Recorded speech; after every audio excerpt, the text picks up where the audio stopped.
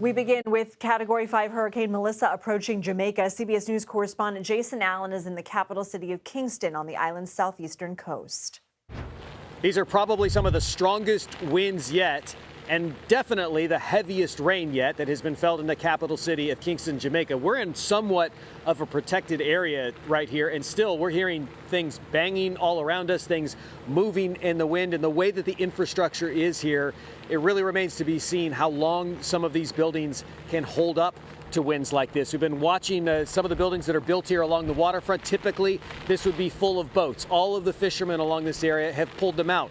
There's not a lot of places to take those boats. In some places, they're just, in fact, there's some right here. They're just sitting on the edge of the shoreline, tied up, and they're hoping that storm surge and tide and waves don't get this high.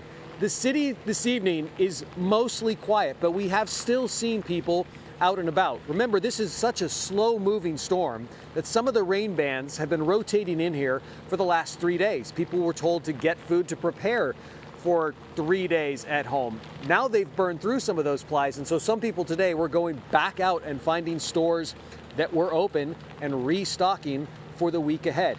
Conditions are only expected to get worse here as the night goes on, especially as this storm rotates closer to the coast. The wind kind of shifts out of the south. That's when we expect the heaviest rain to hit those mountains that are around Jamaica. There is a very, very big concern with rainfall predicted of a foot, 2 feet, maybe more.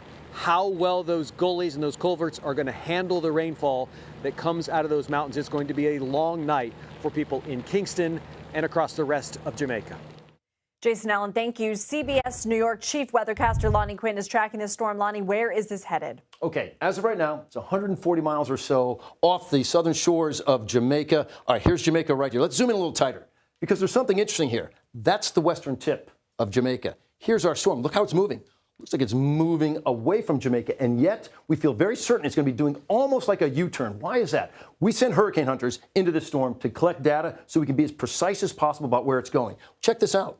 We sent a hurricane hunter in this morning, collecting its data. It goes through that eye wall about 8 different times. All right, we come back with the data.